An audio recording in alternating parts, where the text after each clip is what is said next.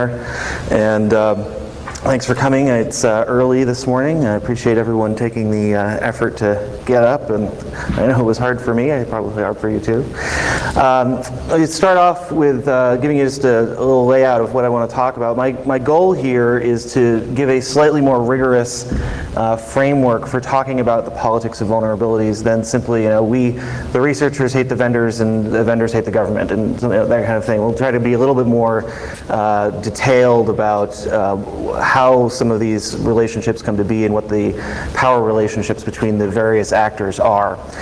Just a quick little background here. Who has taken a political science course in college or high school or whatever? Who's taken one? A couple of them? Good, quite a few. Very good. Anyone a political science major? No. Okay. I was a social sciences major as an undergraduate and did a master's in sociology, which is my major qualification for doing information security, but is probably more of a qualification for giving this particular talk. So here's the layout that we're going to do. It's going to give you a quick background into sort of what politics is.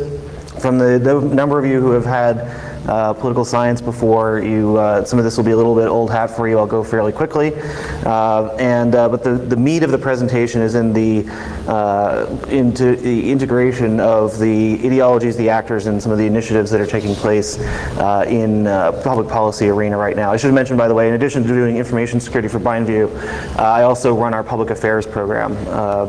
And relate with government and that kind of stuff. So some of the things that you'll be hearing, I think hopefully everything I'm saying is in the public domain. It is after I say it anyway. And then at the end I'll just do a little bit of crystal ball stuff of sort of where I think the trends are going in the future.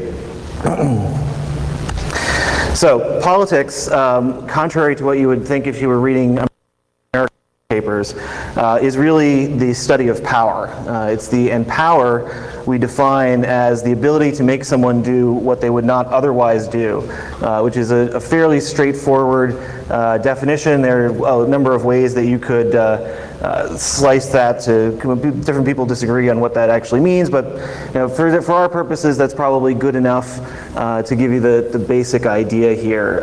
Politics, by the way, in the American newspapers tends to be sort of he said, she said, and what the scandal of the day is, and who's going to cough up the money for whatever.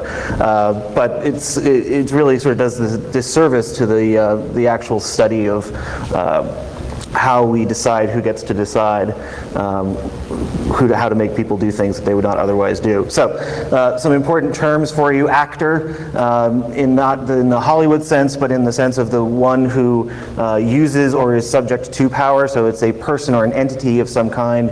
Could be corporate, could be government, could be any number of things. Could be an individual as well in certain contexts. An ideology is a set of beliefs or ideas, should be fairly straightforward. Pardon me, and legitimacy is an important concept also, which is essentially in accordance with established standards and patterns, what we sort of believe to be the thing that is okay. That's the rough definition of legitimacy. And authority is legitimate power, which is an important concept that we'll hit on a little bit later in the presentation for understanding how it comes to be that certain people decide that it's okay to do certain things. Okay? Vulnerability, I'm sure this is probably a crowd that doesn't need a lot of definition here, but it's important to remember that not everybody agrees on what exactly constitutes a vulnerability. Okay? There are particularly academic researchers who basically think that a vulnerability is only a flaw in software. If the software is behaving in the way that it is intended to behave, for example, if you've set a blank password on the root account on a Unix machine, excuse me, and somebody is able to log in with that, that is not a vulnerability. There's no flaw there, right? The software is behaving in the way that it was intended to behave. Okay? We are using a slightly more generous definition of vulnerability for our purposes here, and to include misconfigurations or misuses of software operating systems. So the example of a blank password for root would in fact constitute a vulnerability in our definition of things. So we're casting the net fairly wide to pull things in, and I'm not going to go into the examples of what vulnerabilities do. I'm sure these are things that all of us are very familiar with. The major ideologies that are in play with regard to vulnerabilities relate to what you do with vulnerability information, which is essentially disclosure, or the lack thereof. And the spectrum ranges from full disclosure through what is, I've taken the term responsible disclosure, which is, I understand, we know is a loaded term, right? So is full disclosure, for that matter. All of these terms have a fair amount of baggage in the way that they've been used, and I'm not going to question particularly those labels. You can certainly make a case that there are good and bad things about the different ways of referring to these, but we'll sort of bracket that discussion. If we want to do that in the question and answer period, that's fine. I'd be happy to talk about those things as well. Okay. So what is full disclosure, and what are the basic ideas here? The tenets are sort of information wants to be free, dude. You know, the happy-go-lucky, everybody wants to share information. We want to tell everybody everything there is to know. And the positive aspect of this is really that the idea here is to use the power of public opinion, right, to harness the idea that somebody's doing something that they shouldn't be doing in order to make people do something. Right? This is a basic power relation. Right? Harness the public opinion. Okay, Microsoft is doing something bad, therefore they need to fix it. Right? And so we, as the researcher or as the person who conducts the disclosure, is trying to produce this effect. We're trying to wield power to produce an effect and to make the vendor do what they would not otherwise do. Right? And there's an important piece here also, which is that exploit code is more useful than destructive. I don't know if anybody sat in on the vulnerability disclosure panel that was on last evening. This concept was not really questioned at that, but it's an important thing to remember. Most people who publish exploit code are not doing so for the purpose of causing people to be broken into. They're not doing it to be evil in most cases. Right? There are people who do that as well, but most people who are doing it who are doing exploits for the black hat purposes generally don't publish. In fact, and I'll talk about that in a minute. But the idea of publishing the exploit code is to make it useful, so people can do independent verification of their IDS systems, so they can test for the existence of the vulnerability, do the things that they need to do in order to make use of the vulnerability, or to improve those, to fix the vulnerability. Okay? Most of the folks who are sort of in this category are generally nonprofit researchers, meaning people who are hobbyists, and I'll talk more about what that group of actors in the next couple of slides, and some commercial researchers. Okay, there's an important distinction to make between researchers who are getting paid to do their research and researchers who are getting paid to do something else and do research on the side. Okay? There are very few other groups that actually believe that full disclosure is a good idea. The so-called responsible disclosure is essentially the same ideas as full disclosure, and the power relationship here is the same. The point of the disclosure is to generally cause the vendor to improve their code, although there may also be other factors that are going into it as well, and again, I'll talk about that when I talk about the researchers. But also, there's an important distinction here in exploit code, which is the central difference from full disclosure, being that exploit code is more harmful than good. Right? Putting it out there may allow people to do good things, like test their systems, but it has the bad effect of putting the ability to exploit the vulnerability in the hands of people who are going to use it for no good, and so we don't want to avoid that. Right? So that's the central crux there.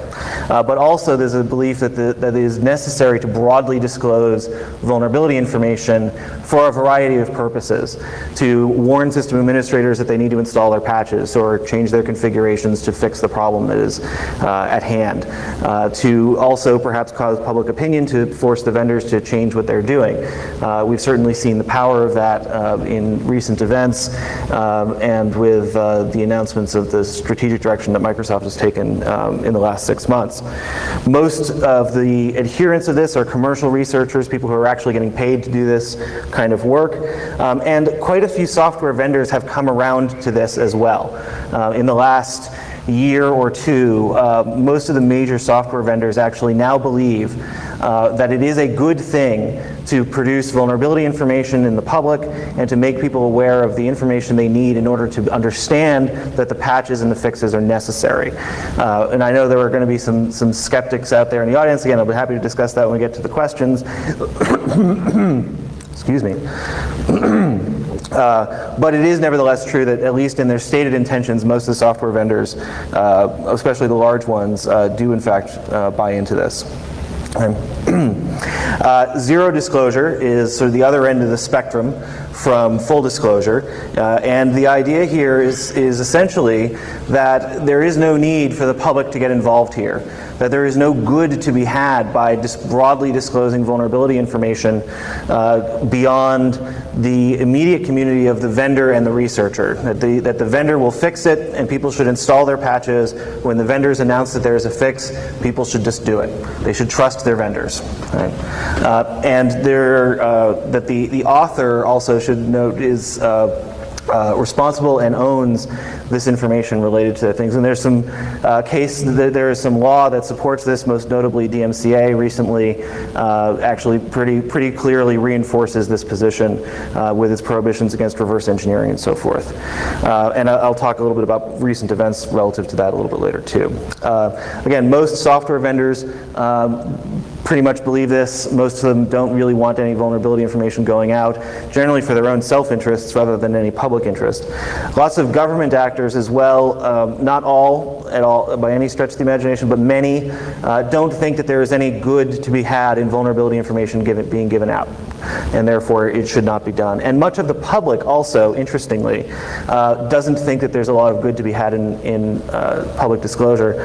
Most people, I'm sure, if you go talk to your mother or your grandmother or your father or your grandfather for a lot of us, and ask them about what the benefit is of somebody knowing how to hack into their computer, they won't think that there is much of one.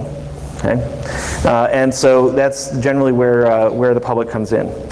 There's a variant of zero disclosure called limited disclosure, which is essentially the sharing of information is a good thing, but only within closed communities. The ISACs are a great example of that, where you share information about vulnerabilities and incidents and all sorts of other security relevant information, but only within this closed community where there is no forward dissemination of that information. Right? It stays within the group of people who are interested in that and doesn't go any further. And there's another subsection that is also sort of in this camp, which is the sections of the underground that are interested in malicious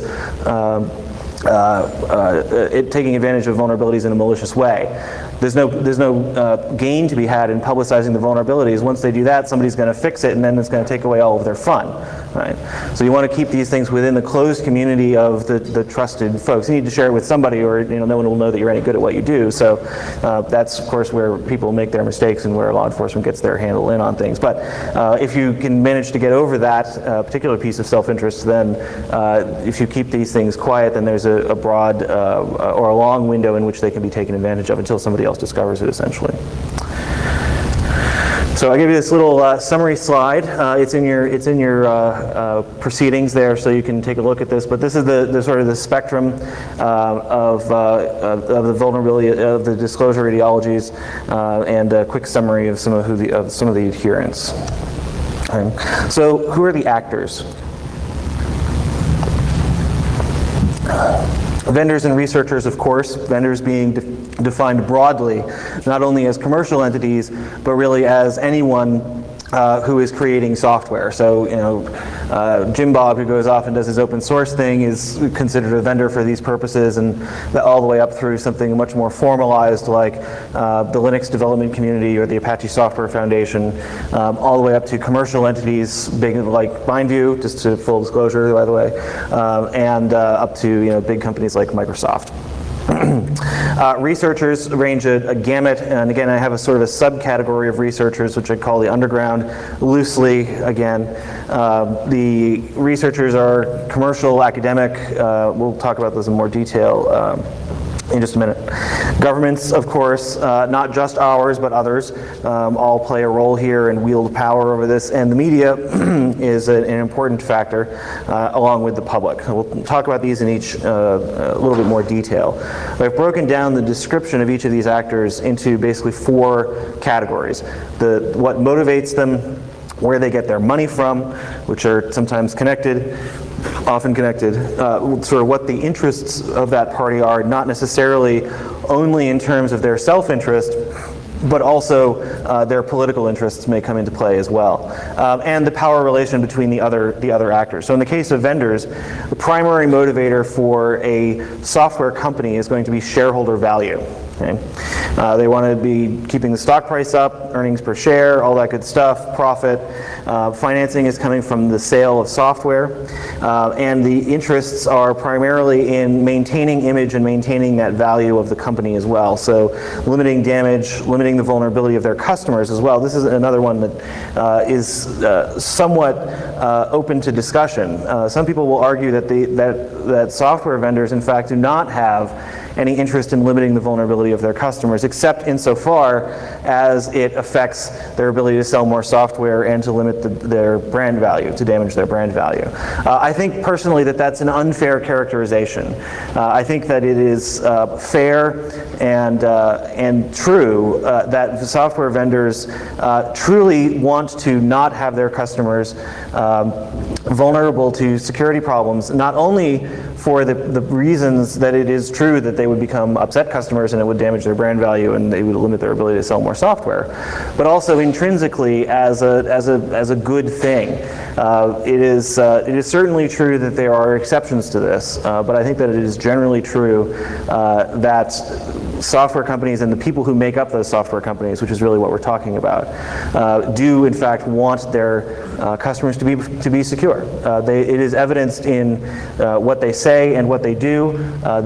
Most software vendors do in fact try to build secure software. Most fail abysmally, but that doesn't mean that they haven't tried. Okay? And so the power relations are fairly straightforward.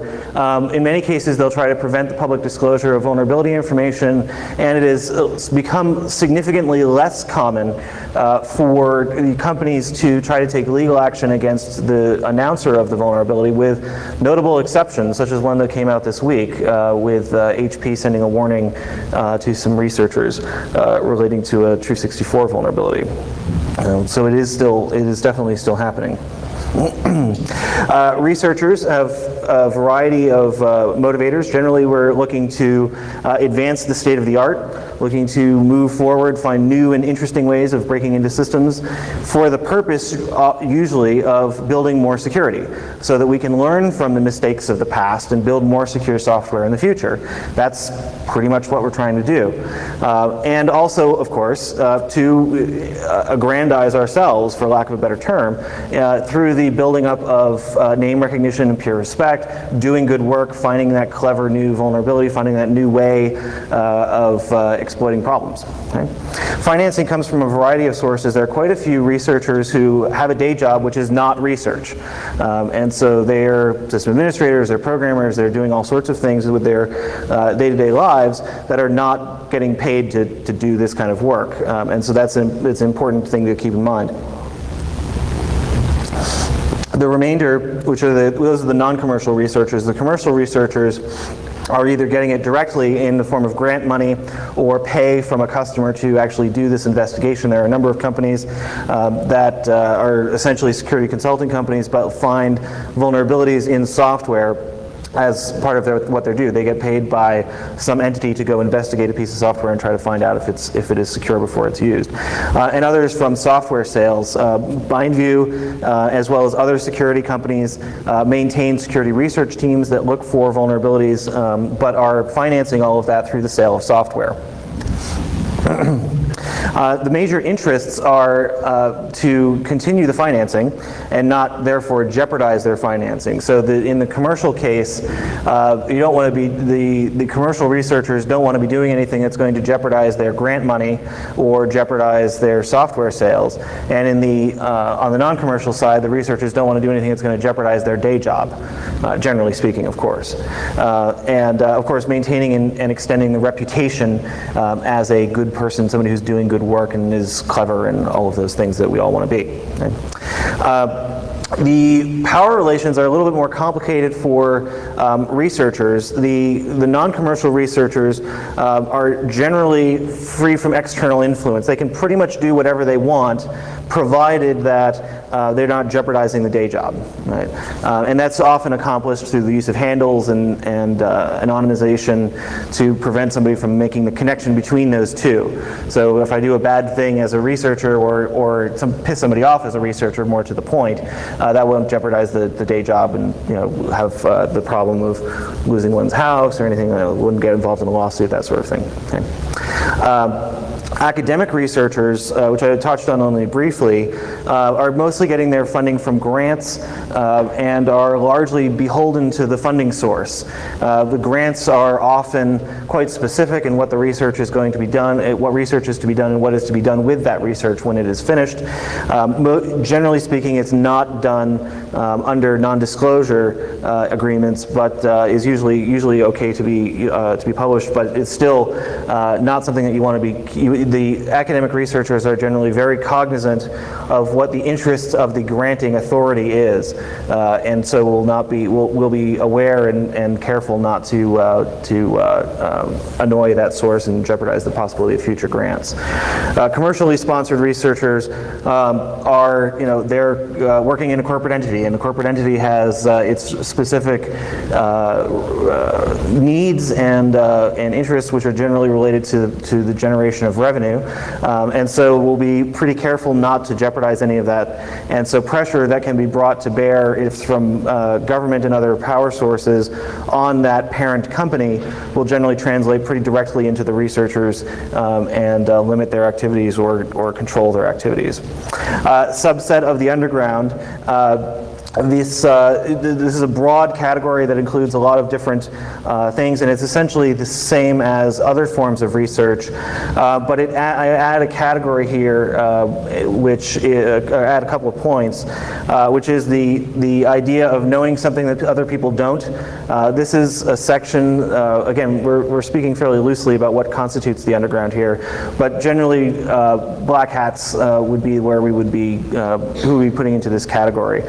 And it's the folks who are wanting to keep vulnerability information to themselves or within a limited forward disclosure, a limited environment. So the idea of controlling a piece of information, knowing something that other people don't, is very important. Some financing for this kind of activity does in fact come from organized crime and other sources. Not much at this point. It's a very small amount that's coming from there, but it is there, and it's something that we should recognize when we talk about this stuff. And the interests are generally to keep software vulnerable. Lots of folks who are in the black hat community have no interest whatsoever in improving the security of systems, except insofar as the systems that they have already broken into and prevent other people from breaking into them as well. Right, so that's just keeping that in mind. And there's very little power involved here in either of being exerted on these folks or being exerted by these folks, except through the media in the creation of fear, uncertainty, and doubt.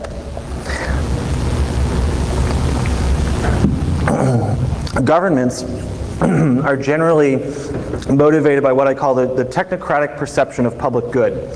They generally are doing what they're doing because they think it's the right thing to do. How they arrive at what is the right thing to do is an extremely interesting question in and of itself. And it generally has to do with a lot of bureaucratic forces. The study of governments is a whole field, and how they come up with things. And in this case of vulnerability disclosure is no different from that. I'm not going to go into a lot of detail on that. We could be here all day. But the thing to remember here is, in fact, that they want to they do want to produce public good. They sometimes have a fairly twisted idea of what that is as a result of the organizational factors around them. Financing is from taxes, and in the case of elected officials, campaign contributions are a major thing, and so that the public actually does have a fair amount of power on shaping what the government does if the public can actually get it together to have an opinion, which is a problem. The interests of public safety and economic growth should be fairly straightforward. Those are certainly things that all governments want to produce. They don't want people to be in danger, and they don't want to jeopardize economic growth. So those are factors that will play into some of the public policy initiatives that we'll see coming up in just a couple slides. And the power is, governments, of course, have a monopoly on authority. The government is the only actor here that can legitimately wield its power to cause people to do things that they would not otherwise do. And it does that primarily through law enforcement, but also as it is a major purchaser of information technology, which is an important factor with it for considering what they can do with vulnerabilities. In the case, of the United States government, the purchasing authority is separated so widely within the government that no single entity actually wields that much power. So the federal government as a whole does, but it's all broken up, and different folks, it's very difficult to concentrate that power for producing effects. The media is primarily interested in moving news, getting more people to read it, and getting the things out there that are interesting for people to read. The financing is coming through either advertisements or subscribers, and those can have very different effects on what editorial decisions are made by the particular outlet, depending on what the revenue source is. Sometimes it depends on a number of factors, but it's important to remember that both of those are major sources of revenue. The interest generally is in improving their reader base, getting more readers to or viewers, or whatever the particular media is, but getting more folks in there looking at their stuff, so that either as subscribers or imprints for the advertising. And the power relations, media again wields a tremendous amount of power, particularly in the creation and destruction of brand and image for corporations and for individuals. Researchers who get picked up in the press will start to gain reputation and can influence public perception quite extensively. One statistic I'll throw out there for you on this one is that something on the order of 70% of Americans think that it is unsafe for them to shop online. Right? That they're concerned that their private information may be compromised. Right? Now, that may be a fair criticism, or maybe a fair concern, but the fact of the matter is that they have very little actual damage that can be done to them by simply using a credit card online. Their liability for misuse of the credit card is limited by law to $50, which is a relatively small amount of money for most people. And the worst case scenario would be that the identity is stolen, which can be a real problem, but is a very small percentage of things that are actually taking place. It's not that common. And it's also, the internet is not that big of a factor in the rate of identity theft. It is certainly increased, there's no question about that, but identity theft was around long before the internet, will continue to be around after we've moved on to whatever is next, and it certainly is not the defining characteristic. So there's this very large amount of fear that is probably not statistically accurate. Okay? That it's probably not a legitimate, it's probably not statistically true, or what am I looking for here? It's probably not rational for this degree of fear to exist if you look at it objectively, and yet it does. Why? Primarily because of media coverage, primarily because of the coverage people have had to hackers and all these other things that have taken place. Everybody knows the internet's not secure. Right? The fact that it's not secure doesn't mean that you can't send a credit card across, it just means that it's not secure. We all know that. The public which I've sort of alluded to on several cases here, is an interesting case, but the problem with it with regard to vulnerability disclosure is that there are generally too many factors for any single factor to rise to the top and be something that we can characterize as public opinion relative to these issues. Except is the interests here in that the public does not seem to have any interest in secure software, at least as evidenced by what they were willing to pay for. And that's an important factor as well. They generally are much more motivated to spend by features and functionality within the software, and generally don't actually aren't willing to spend on stable and secure software, although they do state that they desire it. Yeah. I'm not sure if this is the case, and it's not the case simply of the public has no way to know which is the secure software. You want the statement was that there's a disputing my point here and saying that the issue is really that the public has no way of knowing what constitutes stable and secure software, and that's actually a good point. I agree to a certain extent, but there are. Even in cases where software is marketed extensively as being more secure, it doesn't appear that people are willing to spend money on that. And it's also true at the corporate level that with software, that the security of the software is not something that people are willing to spend more money on, right? That it's certainly a factor in making a decision, but it is not a defining factor. So we can talk about that more afterwards. Excuse me if I may. Just sure. One thing real quick. I think one of the things that customers, the public, if you will, are seeing is that it's much more easy to get your hands on the whiz-bang feature. It's much more easy to see perceived value in something like that, rather than actually seeing the value concretely in security. We all here know the value of secure software, but the average consumer or the average business consumer may not see anything real and tangible at that moment that they make their purchasing decision. So as a result of that, they're going to gravitate towards those things that have the features that they can lay their hands on and say, oh, wow, I have this thing in front of me and it's amazing, I can see value with this purchase. For those of you who couldn't hear, the statement was that putting forth the theory that what's going on here is actually that people don't see value in the security feature, but they see it's easy for them to wrap their hands around functionality and other kinds of features, but it's very difficult for them to wrap their hands around the value of a security feature. Is that a fair characterization? Close enough? Okay, great. So we'll move on to some of the policy initiatives that have been coming along. They range, and this is sort of vaguely chronological in the order that things have been taking place. The Council of Europe, I won't read these, just go right into it. The cybercrime treaty that the Council of Europe signed a couple of years ago. The intent here was to harmonize and update European computer laws that subsequently been signed onto by a number of other countries, including the United States, and in an attempt to update all of these laws, and it's great. Pardon me, from a law enforcement sense, to be able to predict that somebody in Germany is going to be subject to similar laws relative to cybercrime as somebody in the United States or elsewhere, Switzerland, whatever, other countries. There are a couple of provisions within it which are problematic, one of which is that makes the possession or recommends that the signatory countries make the possession of so-called hacker tools a crime in and of itself.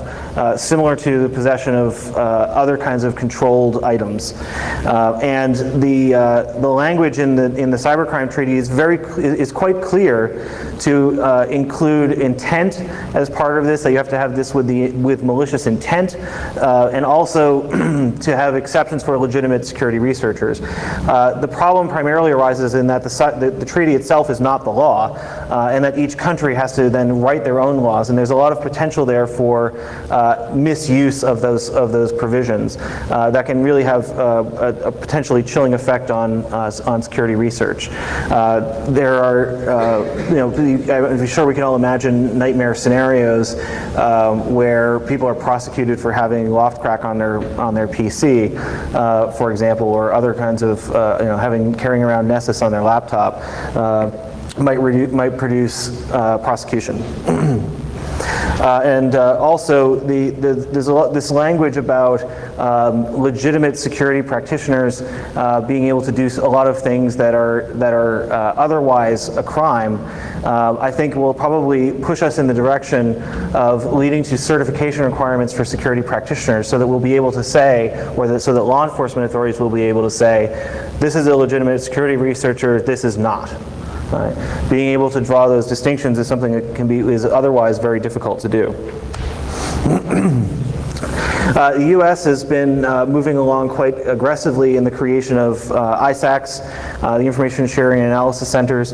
On vertical industry lines, they're up and running for financial services, the electrical grid. There's one in the works for healthcare. The information technology one is up and running. There are several others. Some are in the works. Most of these are being put together out of commerce.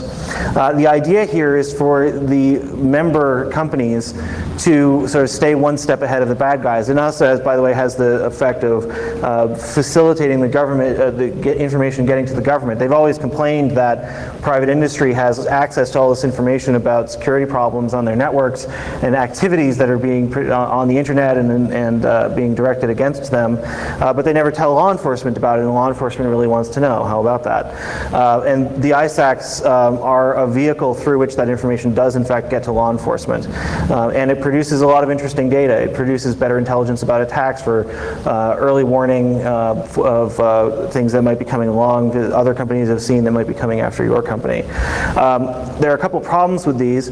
One is that they can have a very chilling effect on public discussion insofar as the member companies will choose to discuss their issues within the ISAC itself rather than discussing it in a more public forum with a broader community of security folks. And so the result of that is that we have the people who know and the people who don't know. The people who are in the ISACs get to know all this stuff. The people who are outside the ISACs don't get to know it. The vision, of course, is that eventually most companies would be part of an ISAC. The information would bubble up to the government. The government would compile all of it and then give it all back out. Unfortunately, the government has a terrible record of giving anything back out, particularly as it relates to security. And so it remains to be seen whether or not that vision will actually come to pass. Disclosure forums are a major factor. It's sort of weird to put them in as a policy initiative, but it sort of fits, at least in terms of the outcome and effect kind of analysis of them. The idea here is to get information out to people who need it. Pretty straightforward. All the security folks and system administrators subscribe to the mailing lists. You get the information about the vulnerabilities. Enough said. Right?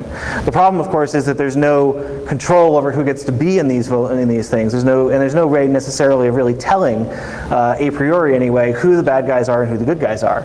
Nobody wants to give information to the bad guys, but there's no real good way of drawing the line between who the good guys and the bad guys are. So we're left with the need to get it out to the broadest community of good guys that we can, and the price we pay for that is that the bad guys get it too. And so that's just the way it is. And there are a whole bunch of these. I'm sure we're all familiar with the various disclosure forums. The Organization for Internet Safety is a private company initiative. The idea here is essentially to promulgate the so-called responsible disclosure idea here, and thus to limit the amount of information that gets out to the bad guys at what time. The fundamental idea is to create a window of opportunity during which people can install patches on their systems before the bad guys get the information. To give out basically to the broad community a limited amount of information and the patch, right? So that they can make the appropriate fixes, but then to not make the information, the details that the bad guys need available until later. It's an interesting idea. There are a couple of problems with it, obviously. There are plenty of bad guys out there who can figure out what the problem is from the patch. Don't need exploit code and don't need any additional details of the vulnerability in order to figure out what it is. But there is also a large community of bad people who do need that information and can't otherwise take advantage of that. Most known to most of us in this room, I'm sure, is script kiddies. They aren't going to be able to do much with just basic information, and they aren't going to be able to go reverse engineer the patch in order to figure out what's going on and then create their own exploits. So we're sort of locking out that community of exploiters is the idea. Right? It has the disadvantages, of course, in that it is limiting that detailed information to everybody, to academic researchers or other researchers who have a very legitimate interest in getting that information, to other kinds of security professionals and system administrators who may want to go and test their systems for vulnerability. That information there may not be adequate detail for them to be able to do that.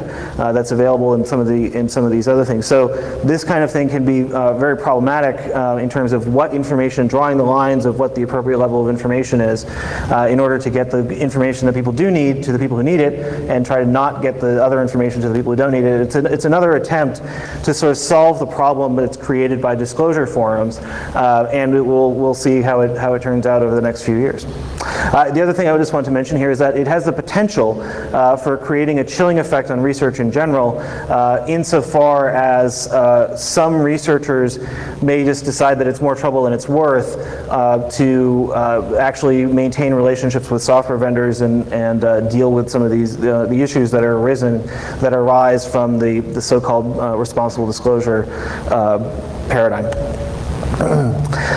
So there are also various U.S. legislation efforts that are currently underway.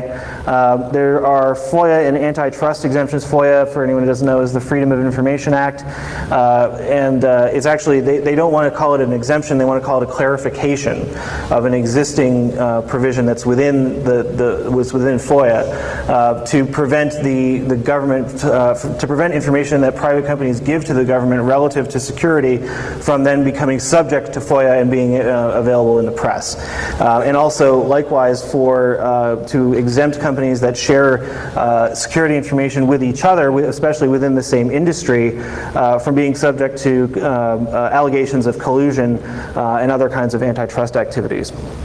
Okay. There's been a big increase in funding for NIST and NSF-sponsored research. There are now graduate fellowships in information security. I believe that legislation, actually the legislation has not passed the Senate yet, but it is through the House. I think that will probably pass soon. Underway currently is a single gold standard for U.S. government security configurations. This is a kind of an interesting idea that they're putting together essentially a checklist of security for Windows 2000 initially, but we'll expand that out into other platforms for the purpose of having at least a baseline of system security that is higher than the defaults, and having that be something that everybody has to subscribe to. You've got to get at least to this floor before you can do anything. That's good, right? That's a step in the right direction. FISMA is the Federal Information Security Management Act. It is the successor to GISRA, the Government Information Security Reform Act, which is expiring this year. FISMA is intended to be essentially a permanent replacement, and it essentially creates the requirement in federal agencies that they have to report their security stance, their configuration, their policies, and so forth, to a central authority within the federal government. This is considered also to be a pretty good thing because what it will do is force people to consider what it is they're doing with their security. They have to make a report about it every year. They have to pay attention to what it is in order to create that report and satisfy the requirements of the law. And there may or may not actually be provisions in it for penalizing organizations that don't do well in order to take away money from what they are supposed to be doing and in order to give it to their information security stuff, which is sort of a problematic concept in and of itself. But this actually, the FISMA legislation passed the House last week as an amendment to HR 5005, which is the authorization bill for the Department of Homeland Defense, which is a really good political move, if I can say so. That attaching it to something that's certainly going to pass was a good idea. Whether or not it'll get through the Senate is another matter entirely. We'll probably see that soon. And of course, we're probably all familiar with the DMCA and the Patriot Act. The DMCA has had a pretty major chilling effect on research. Possibly some of us were around last year when Mr. Skolaroff was arrested at the convention, and there have been other provisions of sort of scare tactics around some of the provisions of the Patriot Act. There's another talk that covered those in more detail, so I won't go into that too much. So some of the trends that we're seeing.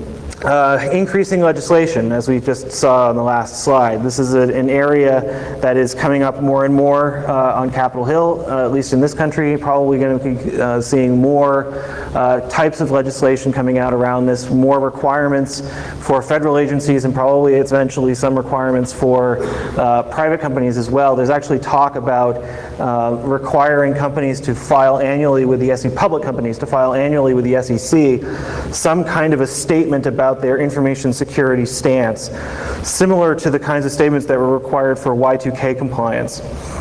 Basically saying, we're aware of it, we're doing something, we're going to be compliant in time, was what the Y2K statements were like. They're not particularly detailed, but they were required as part of the full disclosure. Part of the disclosure statements that the companies had to make, which at least raises it to the level that the boards get to be aware that this is something that they need to pay attention to. Okay?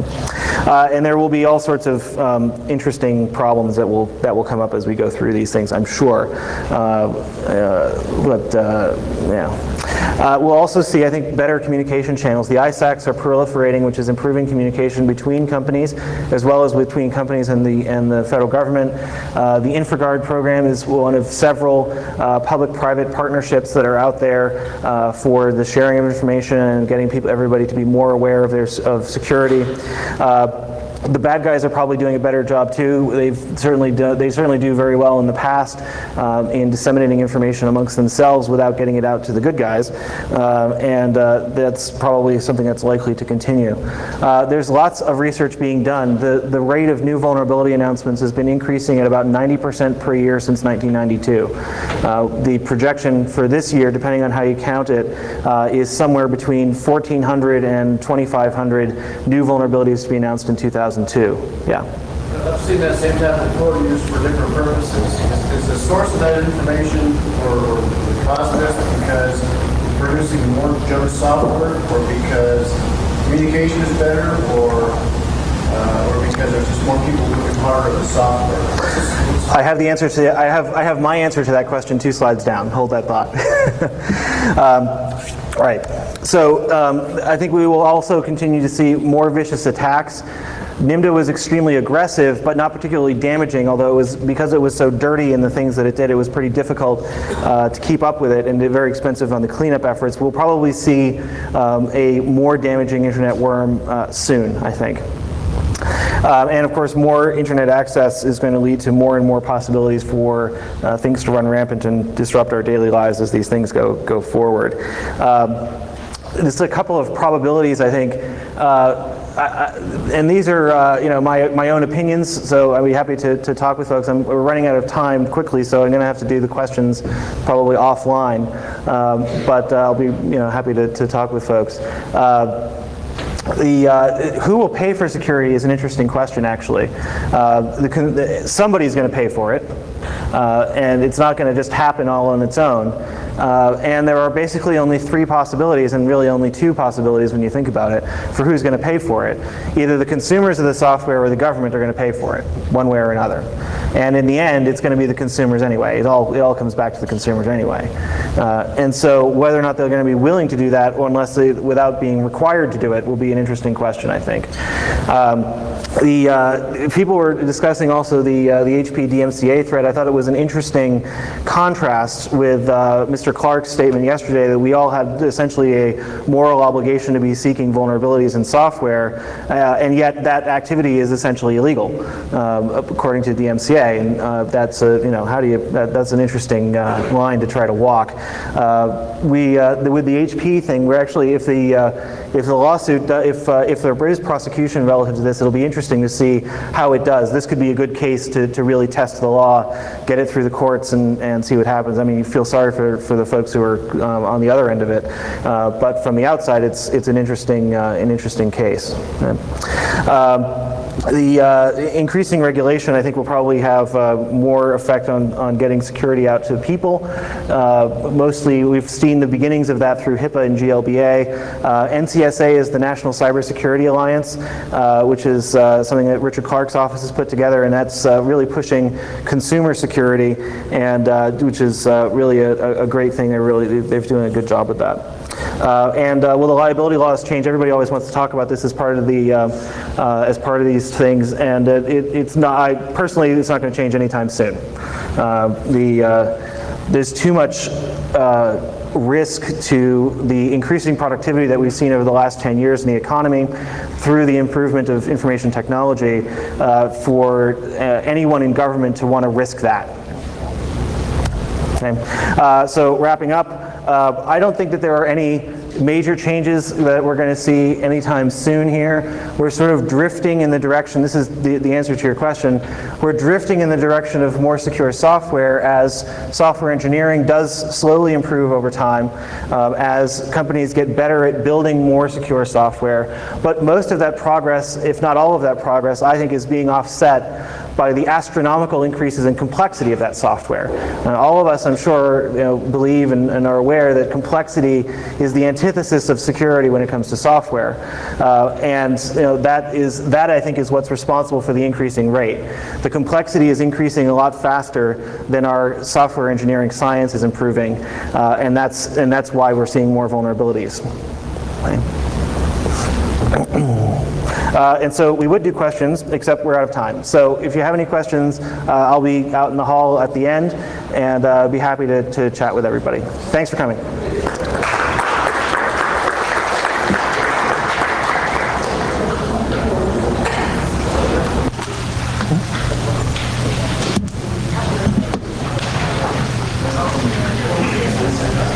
Sure. Do you have a card as well?